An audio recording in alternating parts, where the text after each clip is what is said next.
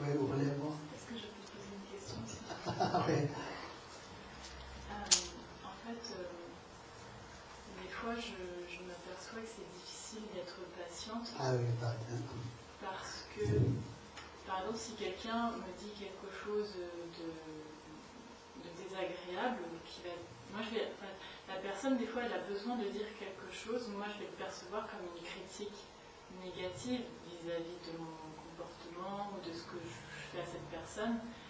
Et je vais être en colère contre la personne parce que je vais me sentir en fait attaquée. C'est difficile en fait des fois de mettre à distance, comment dire, de faire la part des choses entre ce que la personne elle essaye d'exprimer vis-à-vis de. Par exemple, si une personne me dit oui, t'es égoïste, tu m'abandonnes, tu m'aides pas, etc. Moi, je vais me dire ouais, c'est pas sympa, pourquoi elle me dit ça, elle me dit que je suis égoïste. Enfin, par exemple, je vais me mettre en colère en retour parce que je vais avoir la sensation que la personne, elle m'agresse en fait en me disant que je suis égoïste, etc. Et en fait, du coup, c'est un truc qui finit pas et c'est difficile en fait d'être patient quand ce que la personne a dit, bah, peut-être c'est juste qu'elle le dit pas forcément bien. Peut-être qu'elle pouvait le dire de façon plus calme, avec plus. Ou peut-être juste c'est parce que moi je me sens visée dans ce qu'elle dit et que du coup, ben, au lieu que je sois compassive envers cette personne en me disant bon, bah, peut-être qu'en ce moment c'est pas facile pour elle, elle a besoin voilà, de dire aux gens qu'on l'abandonne, etc. Et c'est pas forcément moi directement qui suis visée, peut-être que c'est juste qu'en ce moment c'est difficile pour elle. Et ça. En fait, des fois c'est difficile de ne pas être en colère parce que il y a une partie de soi qui réagit en fait avec ce que la personne elle va pouvoir me dire. Je ne vais pas pouvoir tout traduire. Est-ce que tu peux pas me tirer les... Voilà. Fais-moi une phrase. Deux. Par exemple, imaginons qu'une personne me critique. Moi, je vais être en colère parce que je me sens critiquée. Oui. Mais d'un autre côté, je sais qu'il ne faut pas que je me mette en colère et que je dois pratiquer la patience. Mais en fait, je suis trop touchée par ce que la personne, elle me dit. J'arrive pas à pratiquer la patience. Comment faire en fait? Comment faire parce que quand la personne critique... Ça a dépassé les deux phrases, mais bon, vas-y. Non, mais vas-y. Non, mais vas-y, je plaisantais. En fait, voilà, c'était juste comment faire en fait quand une personne, par exemple, va dire une critique de façon un peu... Une critique qui est négative, comment faire pour rester patient en même temps quelque part, si la personne elle a dit quelque chose à dire, c'est peut-être aussi qu'elle a raison. Enfin, peut-être que j'ai quelque chose à changer à l'intérieur de moi. D'accepter, tu veux dire Accepter ce qu'elle... Donc la question c'est comment faire quand une personne fait une critique qui s'avère être difficile à vivre dans le sens où elle me parle sur moi en fait.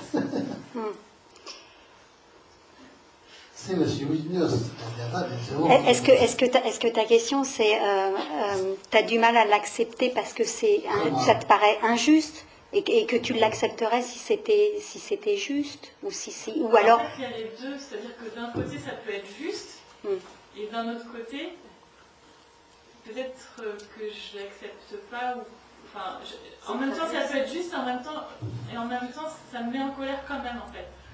C'est ça que je veux dire.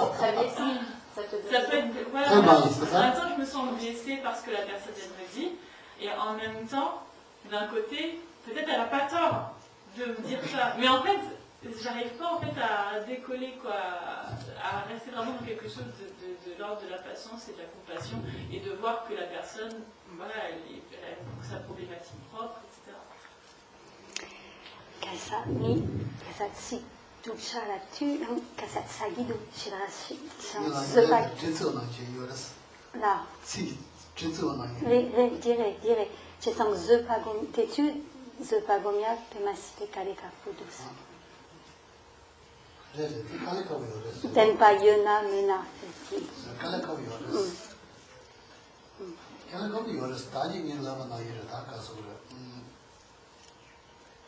당분이 상대하고 당분하고 당분이 나가는 거기 좀 들어가서 그 파지들 들어가서 스타일 주는 거니 나는 그 나요를 나는 그 가라카요 나는 그 신 내주 되게 충분히 중요하래 내가 충분히 중요하다 그랬어 따로 되게 말아 찾아서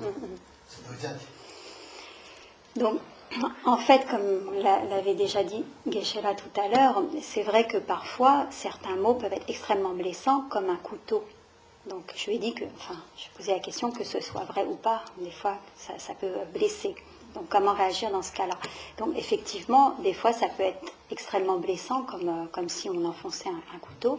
Mais, en fait, c'est une question d'entraînement. Et donc, Geshe-la redonne la même réponse, c'est-à-dire qu'il dit, comme je l'ai dit tout à l'heure, soit on s'entraîne à considérer plus précisément que cette personne est malade ou sous l'emprise de perturbations mentales elle-même, ou qu'elle vit des difficultés, ou qu'elle est en souffrance, ce genre de pensée. Et donc en réfléchissant de cette manière, progressivement la colère va rabaisser, la colère va s'apaiser. Si on arrive justement à se décentrer de soi-même et à réfléchir de cette façon. Donc en fait, on doit toujours se placer du point de vue de l'autre personne, pas de son propre. Oui, c'est ça.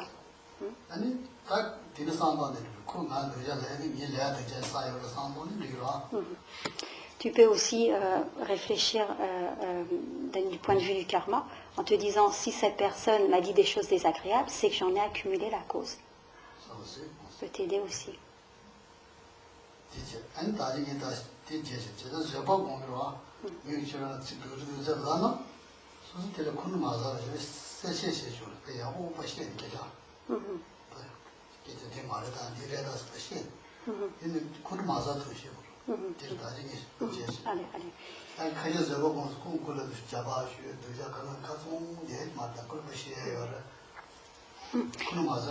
Et ce que voulait dire aussi Geshe-la à propos de la patience, donc ce qu'il voulait dire juste avant ta question, c'est que lorsqu'on dit qu'il convient d'être patient, on parle de calme intérieur. Cela n'implique pas que l'on laisse forcément dire tout et n'importe quoi, par exemple des insultes, ça n'implique pas qu'on laisse faire cela. Mais la pratique de la patience donc, consiste à rester calme intérieurement et à répondre de manière calme. Tu te trompes ou répondre, dire ce qu'on a à dire en quelque sorte, mais de manière calme et apaisée, de façon à rester soi-même calme et de façon à ce que l'autre soit apaisé également.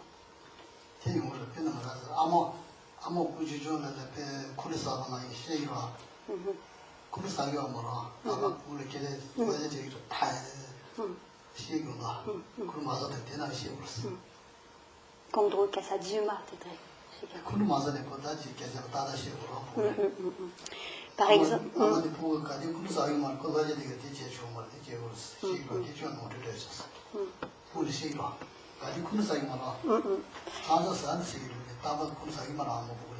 donc on peut très bien se défendre, on peut très bien répondre, mais d'une certaine façon et pas sous l'emprise de la colère. Par exemple, une mère qui va éduquer son enfant, elle va pouvoir le faire de manière ferme, en lui disant ça tu le fais, ça tu le fais pas, ça c'est bien, ça c'est mal, et donc ça c'est une erreur et ça c'est bien, mais donc l'éduquer de manière ferme, avec autorité, mais elle n'aura pas de colère intérieurement. Donc ça peut arriver. Non. Oui ou non? Oui. Ça arrive d'être en colère aussi contre un enfant. Oui, bah, oui, c'est ce que disait Geshe-la.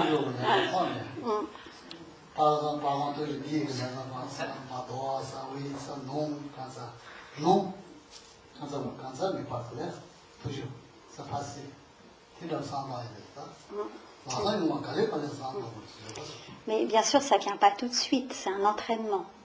Donc au début, c'est effectivement difficile. 제가 진짜 치주 창을 써야 고쳐야 있어. 치주스 나고로 치주부디 진짜 메달나 이랬어. 세는 여유라. 걔가에도 제가 고쳐서 마음이 돌아가지도 저 뒤에 들어가야. En fait, on dit que la patience est comme une armure. Si on dit que la patience est comme une armure, c'est parce que les mots violents, les mots brutaux sont comparés à des armes en fait, qui peuvent blesser, des couteaux, des armes.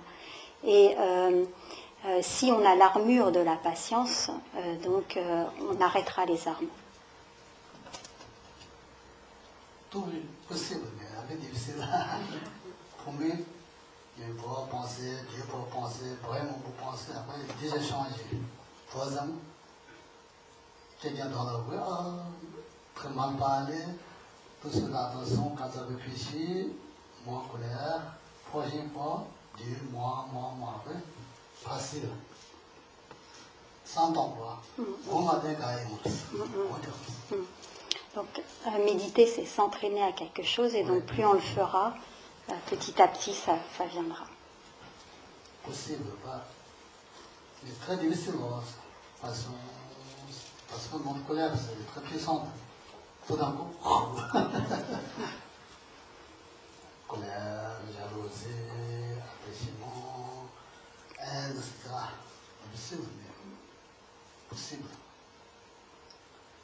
Je sais pas, il y a des choses qui sont 다시 일상도 나지 시원하게 코르세 강에 여보면서 제가 뭐래서 너무 주치무래서 너희 주자월에서 상방 다 접어서야 되면 여보래서 수술을 미래 비행기 일상도 여보다는 저거 공부시 제공했어.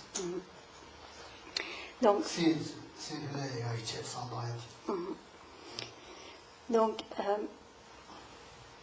la méditation analytique, donc, lorsqu'elle a pour objet la patience, consiste donc à garder l'esprit concentré et à suivre une sorte de démonstration, en tout cas un cheminement pour analyser les défauts de la colère, donc tout ce que la colère a d'indésirable, et dans un second temps, donc toutes les qualités, toutes les vertus de la patience. Donc entraîner son esprit à se familiariser en fait avec tout ce qu'il y a de négatif de la colère pour arriver donc à la rejeter, et tout ce qu'il y a de vertueux, de positif à la pratique de la patience.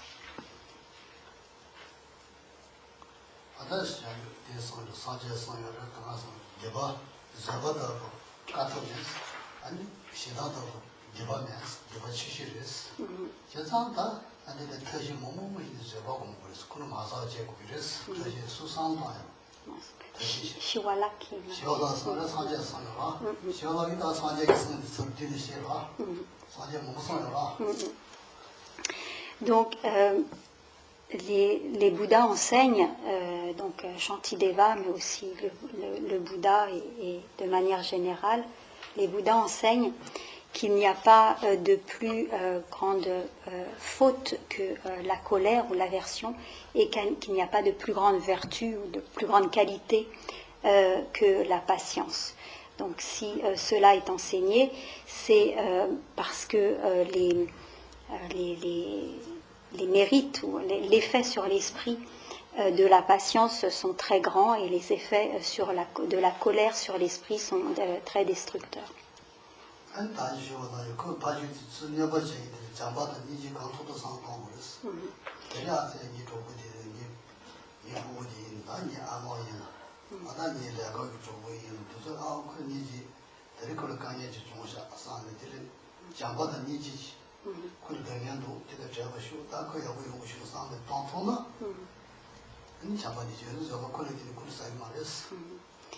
Et donc, si nous employons les remèdes appropriés lorsque des occasions de développer la colère se présentent,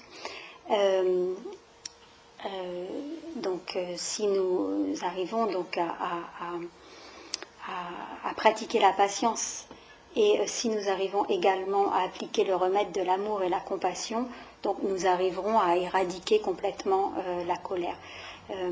L'amour et la compassion donc, sont très utiles dans ce cas-là, puisque on ne peut pas être à la fois en colère et éprouver de l'amour et de la compassion, puisque par définition, donc, la compassion est le souhait que les autres soient séparés de leur souffrance et qu'ils soient heureux.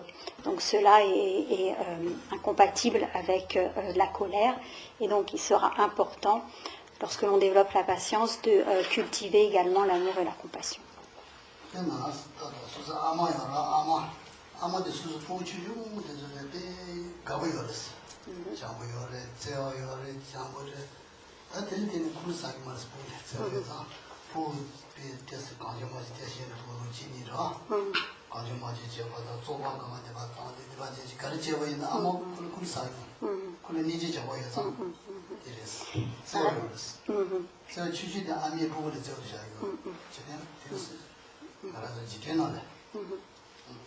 Donc, dans ce monde, pour donner un exemple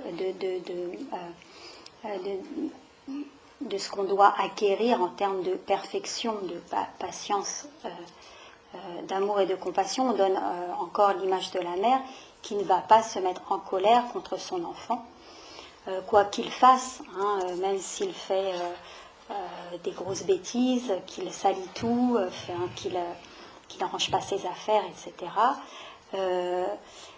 La mère ne va pas se mettre en colère. Et pourquoi, qu'est-ce qui la préserve de cette colère? C'est l'amour et la compassion. Donc lorsque l'on développe de l'amour et de la compassion envers quelqu'un ou envers les êtres en général, il n'est pas possible de manière conjointe d'avoir de la colère. L'amour et la compassion est l'antidote suprême contre la colère. C'est bon, c'est tout. Vous voulez question? C'est bon. Hélène, tu voulais? Oui, non, moi c'est Ah, je parle. pas du tout, parce que qu'est-ce qu'on fait quand quelqu'un est très très en colère? Et que plus on est patient, gentil, ça attire encore plus la colère de l'autre. Moi j'ai plus sûr. Quels sont les chats? Ah, Quels sont les? 맞아. 파르지아 샤바이 야부 가지신 서 쿨바스. Didi Kana Tzigzupe là-dessus, Natso Kasa Zepa Gomna, Ane Pachok Midi Kasa Kondro Shuchenpo Sagere. 내가 이거였어. 그래. 내가 저랬어. 그래서 쿨 마사지는 수 배워보시. 이제 배워보시. 그래. 보시면 그래 이거 가정 대행도서는 쿨사는 쿨을 배워보시 그랬어. 배워보시 쿨을 해야 되고 말했어. 저거야 버렸어. 지난 저단은 됐으면 되는 그 얘기였나? 그시고 어디 수수생 쿨 마사지가 그래서 되게 어렸어. 저거 보면 Donc, si cela se produit, il faut essayer de dialoguer avec l'autre, de lui expliquer pourquoi on a ce comportement, lui expliquer que nous pratiquons la patience, pourquoi, expliquer en quoi c'est bénéfique, etc. Donc, s'il y a moyen, dans un premier temps, expliquer. Nyangi Marisa. 아니 가손에 많이 아니 시에는 많이 가져와. 가손에 그런 사람이 알아. 아니 시에는 이거서. 가져와. Et à ce moment-là, il faut dire à cette personne, écoute, si je ne dis rien, tu n'es pas content. Si je parle, tu n'es pas content. Quoi que je fasse, tu n'es pas content. Donc donne-moi la solution. Voilà. Pourquoi je parle pas colère? Je parle colère. Mais vous parlez, c'est pas colère pour vous, c'est non, déjà je pas ne ça. parle pas en colère du tout, mais justement, plus 네, on parle, 그런 마사지는 moi ça marche. 많은 내가 제했어요, 말했어. Donc, il y a quelques cas où des fois, il n'y a rien à faire. Il faut accepter qu'il n'y a rien à faire. 이건 약주나 그런 마사지 비싸졌어. 저거 그만해 보죠. Déjà, si toi, tu arrives à être calme, déjà te dire c'est déjà pas mal, t'en contenter. pas perdu pour dire ça. Parce que j'ai essayé de faire la même chose. Déjà, t'as pas perdu. Ça va pas du tout. Après, Ah, mais on épuise de notre énergie aussi. Oui, un peu complètement. Et on en a Ça, ça c'est pour encore autre autre chose. Donc il faut partir. Si tu restes calme, tu épuises ton énergie. Bah ouais, c'est fatigant. Eh oui. Parce que tu te forces à être calme, mais si tu es vraiment calme, tu n'épuises pas ton énergie, si. Si, à vouloir rester calme et patient et tout, c'est épuisant, c'est fatigant. Je pas gomiate di kale kaisa kale tonchigidus kaisa parchok kasa kondosana yan yongyo i drebu yomaredi parchok so sem la yine parchok drebu. 파슈도 제세요 뭐다 내가 수수 양도 속으로 내가 그냥 짓다 저는 나도 생일 다니 수수 잡아보니 생일 가가 야고 참 왔다 생일 조금 해보여라 자 정말했어 그래서 사지에 있는 잡아보니 사지에 버려 생일 다니 다나 저번에 사지 걸어 생일 수가 언제 못 하고 참 On ne peut pas toujours agir sur les autres. Les êtres sont en nombre infini. Même les Bouddhas ne peuvent pas accomplir le bien de tous les êtres. Ils le peuvent en capacité, mais dans les faits, ils ne peuvent pas, puisqu'il n'y a pas les conditions. Enfin, les êtres n'ont pas forcément les conditions. Donc en fait, l'essentiel, c'est de se transformer soi-même dans un premier temps. Donc de développer en soi la patience. Après, si généralement ça a un effet positif sur les autres, si ça ne se produit pas, on ne peut pas faire plus.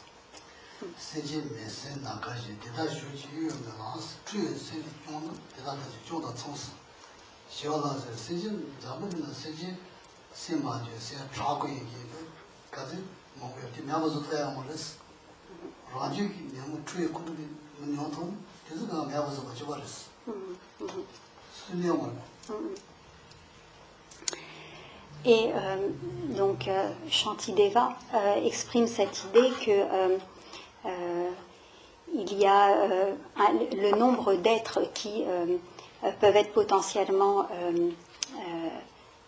nuisibles, qui peuvent être comme nos ennemis, sont en nombre infini. Mais si on réussit soi-même à se discipliner, si on arrive soi-même à obtenir le calme mental, alors c'est comme s'il n'y avait plus d'ennemis. C'est comme s'il n'y avait plus... lorsqu'on réussit à accomplir cela, alors c'est comme s'il n'y avait pas d'ennemis. Mais si on n'arrive pas à accomplir cela, alors le nombre de personnes qui peuvent nous nuire potentiellement est infini.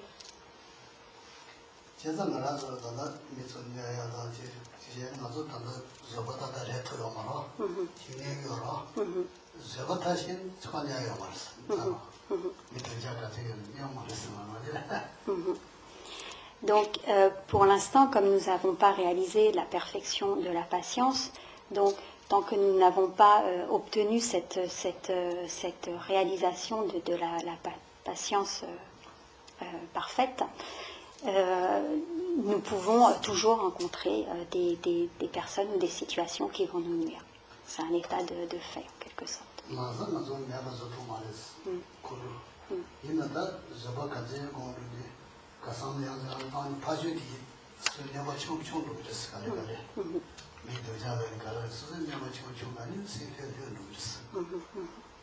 En fait, on ne pourra pas du jour au lendemain atteindre la perfection de la patience, mais c'est donc progressivement, en s'entraînant quotidiennement, en fonction des situations qu'on rencontre, que l'on progressera, que notre esprit deviendra de plus en plus patient, de plus en plus calme, et c'est ainsi donc que l'on pourra progresser, mais ça ne se fait pas du jour au lendemain.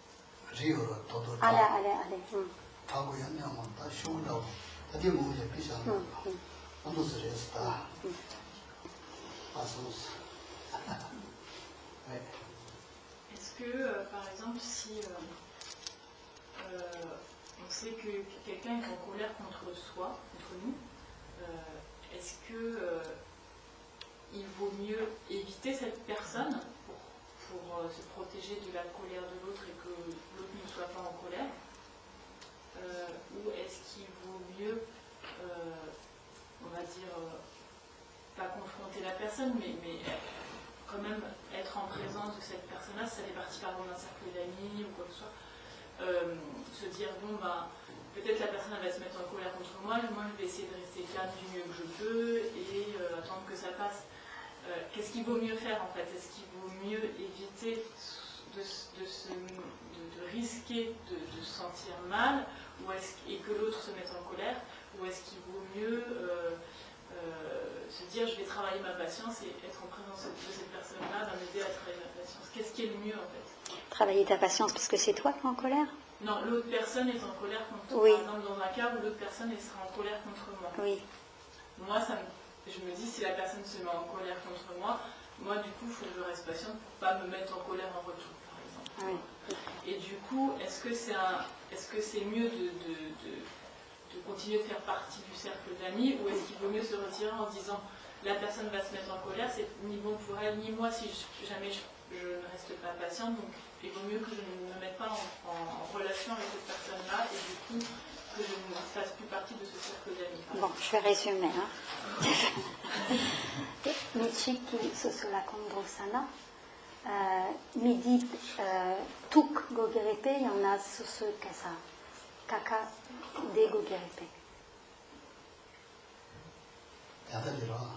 Tanta dire. Donc, 다시 하고요. 수술 파지는 미리 투니 개대시에는 얘기지래는데 이제 편도 연애서 한다고. 다시 수술 파지 투니 콜레지 개대시에 되지 얘기지는 콜레 뭐나 다시 완전히 되셔서 시에요라. 얘기지는 다제랑 얘기면 동분하고라. 동분 들어가지 사실 다른 동안이라. Donc en fait, il n'est pas possible de répondre de manière dogmatique à ce genre de questions, donc chaque cas est vraiment particulier. C'est à toi de réfléchir à ce qui serait vraiment le moins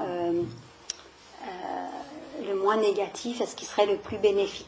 Si par exemple cette personne est en colère envers toi parce que tu as fait quelque chose qui a pu le mettre en colère ou la mettre en colère, à ce moment-là, il est parfois possible d'aller voir cette personne, de s'excuser, de faire, comme on dit, un amende honorable,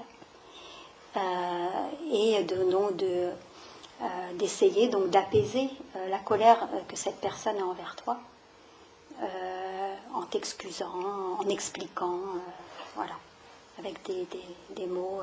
Voilà. Si... Pourquoi la personne est en colère? Parce qu'elle ne l'a pas exprimé en fait. Elle manifeste de la colère, mais elle par des mots, c'est-à-dire tu lui demandes, tu l'interroges. Déjà, faire ça dans un premier temps. Si après, tu juges que cette personne est en colère et qu'il n'y a rien à faire parce que tu as essayé de parler et tout ça, bon, dans certains cas, il vaut mieux éviter de rencontrer. Mais chaque cas est particulier, donc c'est toi qui connais la situation et c'est à toi de réfléchir à ce qui serait le plus bénéfique.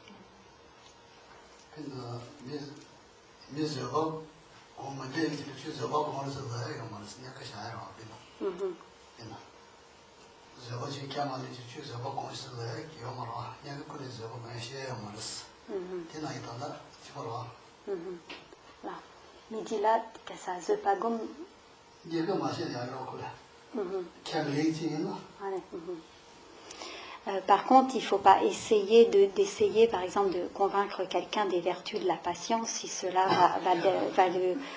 va pas l'intéresser ou si cette personne n'est pas réceptive. C'est-à-dire qu'il ne faut pas lui faire la leçon non plus, si ça peut être mal pris.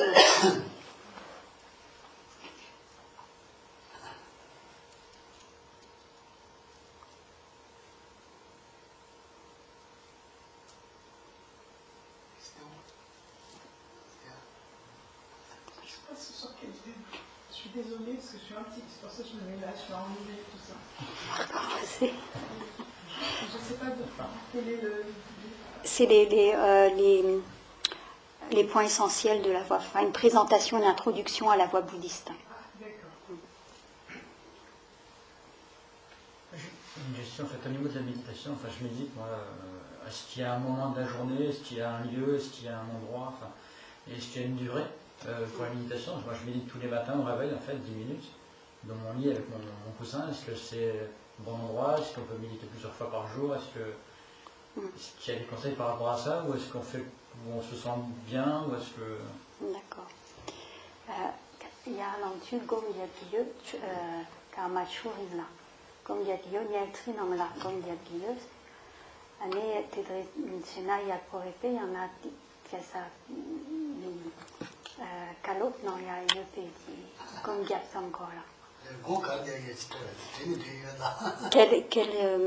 vous dites que vous méditez, quel genre de méditation vous faites? En fait, je me pose et je réveille, j'essaie de penser à pas grand-chose. La dernière fois que maintenant j'essaie de voir un objet, de me concentrer dessus. Ouais. Mais sinon, après, on parlait des nuages la dernière fois, mais c'est une méditation, en fait, c'est un calme, je me retrouve avec moi-même pendant 10 minutes avant de lancer ma journée, en fait. De pleine conscience? Méditation de pleine conscience?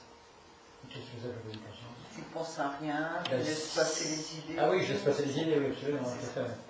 이 삼르르 당야기 쉐투 베스.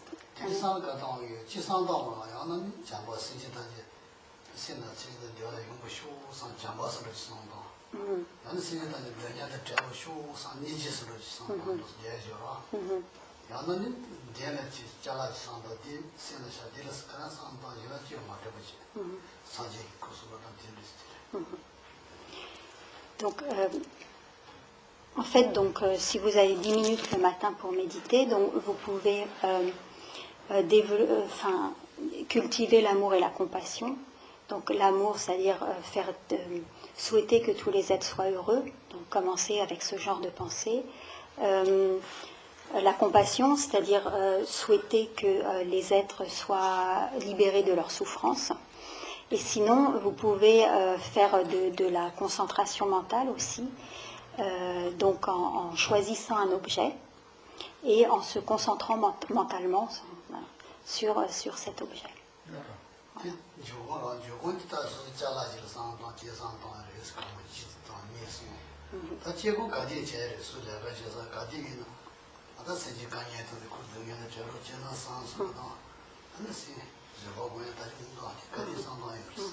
Alors en fin de compte, ça dépend aussi du temps dont on dispose, sachant que la méditation analytique, on peut le faire même au travail, dans les transports, dans la rue. Faire des souhaits ou développer l'amour, la compassion, la patience, toutes les méditations sur ce genre donc analytique, on peut les faire en dehors de chez soi, en dehors de la session de méditation proprement dite. Mais pour la méditation de concentration mentale, là on ne pourra la faire que chez soi. Donc en fonction du temps que vous disposez, il est possible donc de faire cette méditation de concentration chez vous et puis par la suite de développer les autres types de méditation analytique.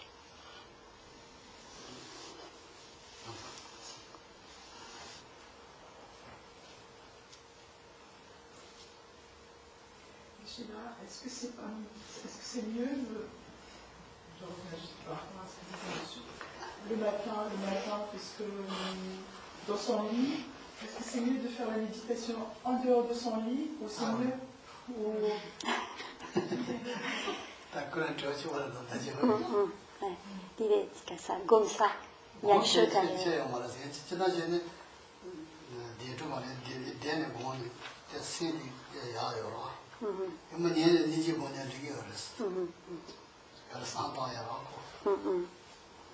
Donc en fait, c'est pas tant le moment, mais les pensées que l'on développe qui sont importantes. Donc ça dépendra un peu de chacun. Le lieu, c'est pas très important non plus.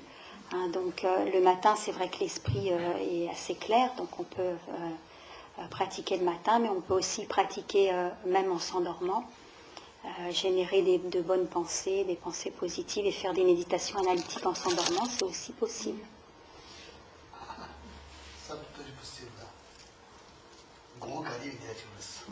Donc n'importe quand, n'importe où.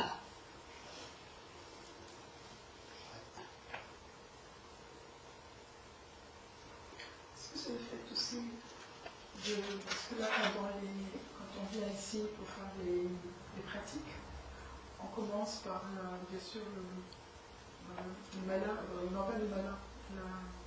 Le lamrim? Non, pas le malin, excusez-moi. La... Ah, excusez-moi. La motivation? Il y a la motivation, puis il y a aussi la parole. La bénédiction de la parole. Voilà, exactement. Merci. La bénédiction de la parole. Est-ce que aussi on peut la faire le matin au réveil, avant de... Bénir la parole, c'est ça? Oui, Bien sûr, le matin. Oui, donc le matin tôt, vous pouvez faire comme ça. Matin, quand ça, c'est bon. On n'a pas besoin de la répéter dans la journée. Non, matin déjà, 3 fois, après 2 jours déjà. C'est bon. D'accord. Très tôt, quand ça possible.